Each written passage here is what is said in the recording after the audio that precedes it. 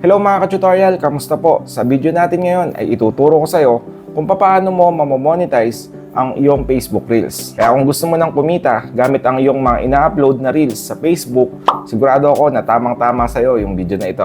At nga pala, be sure nang tapusin mo yung video na ito kung paano mamonetize ang iyong Facebook Reels. Dahil sa dulong part ng video na ito ay mag-share ako sa iyo ng mga tips kung paano mo mapapataas ang views sa mga ina-upload mo na short videos o Reels. Kaya wag na natin patagalin pa, simulan na natin.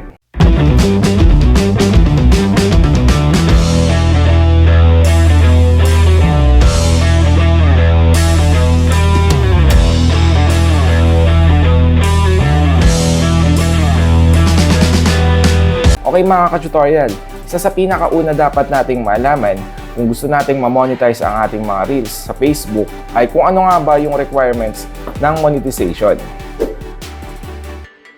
Nga pala, sa Facebook Reels nga pala ay pwede tayong kumita via stars o kaya naman via ads on Reels. At higit pa doon ay pwede tayong kumita sa ina-upload natin na Reels via affiliate link. Pero hindi si Facebook o si Meta yung magbabayad sa atin. So okay guys, ang una muna natin pag-uusapan ay kung paano ma-monetize dito sa stars sa Facebook Reels. So ano nga ba yung mga requirements para ma-monetize sa stars? So una, creators must meet community standards. At kinakailangan ay nagko-comply kayo sa Facebook Partners Monetization Policies. Kinakailangan din na meron kayong 500 na followers. Dapat din ay available ang stars sa bansa kung saan kayo nakatira. So dito sa Philippines ay available naman siya, kaya wala kang dapat problemahin. At ang huling requirement ay kinakailangan ay sumasang-ayon ka sa STARS Terms and Conditions. Nga pala, kung gusto nyong malaman ang Facebook Community Standards, Facebook Partners Monetization at STARS Terms and Conditions, ay nilagay ko yung link sa description ng video na ito. Pwede nyo doon i-click at bisitahin para mas malaman nyo ang kabuuang nilalaman nito. So yun guys, kapag naabot nyo na yung requirements sa STARS, ay pwede nyo na itong iset up sa inyong professional account. So kung kayo ay naka-Facebook account o kaya naman ay Facebook page, kinakailangan nyo lang na pumunta sa dashboard ng inyong account at pumunta kayo sa monetization. Okay, next naman, paano ma-monetize sa ads on Reels? So katulad ng stars ay meron din itong requirements para ma-invite ka na magkaroon ng ads on Reels sa iyong Facebook account. So una, you must be invited to the program. So paano ka ba mai-invite nila para sa ads on Reels? So ang pinaka-effective na dapat mong gawin ay mag-create ka ng high quality post at original content sa iyong Reels. At kinakailangan din na meron kang Facebook page o kaya naman naka-turn on ang professional mode sa iyong Facebook account. At katulad sa stars ay kinakailangan din nagko-comply ka sa Facebook monetization policies and content monetization policies. At merong specific na edad din para ma-invite ka sa ads on Reels. Kinakailangan din na 18 years old ka na. At kinakailangan din na available dapat ang ads on Reels sa iyong bansa kung saan ka nakatira.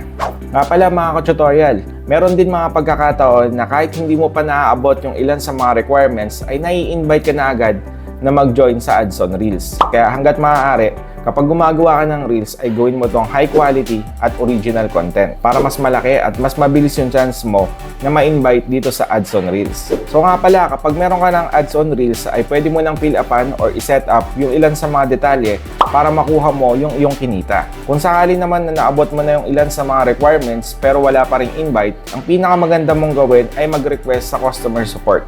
Kung ang iyong account naman ay verified blue checkmark, pwede kang mag-direct sa customer support.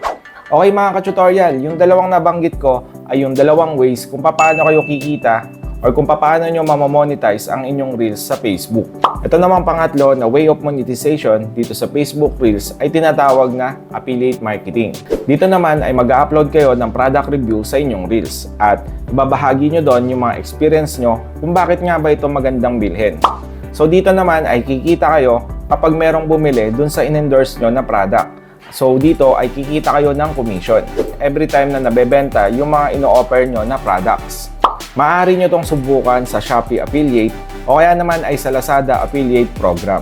Ang maganda dito ay kapag magaling kang gumawa ng mga short videos o reels or sabihin na natin na super convincing yung pagkakagawa mo ng video, ay mas malaki yung chance na kumita ka ng mas malaki. Lalo na kung magiging viral yung short video na ginawa mo para sa produkto na yon.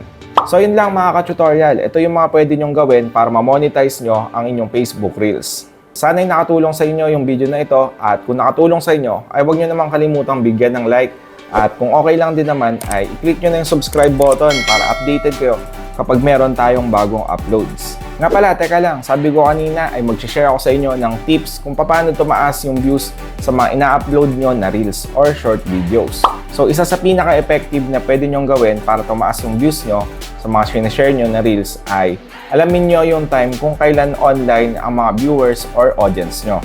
At iwasan nyo na mag-post kapag tulog sila or sa time na hindi sila active. Kasi nga naman, sino nga ba yung mga manonood kung sakaling nag-post ka ng video at tulog naman yung mga possible audience mo. So yun lang guys, kung gusto mo pang malaman yung ilan sa mga tips kung paano tumaas yung views and followers mo sa Facebook ay meron akong separate video tungkol dito na nilagay ko sa link ng description ng video na ito. Pwede mo yung bisitahin at sigurado ako na marami kang matututunan. So yun lang mga ka-tutorials. Thank you for watching and always remember, never stop learning because life never stops teaching.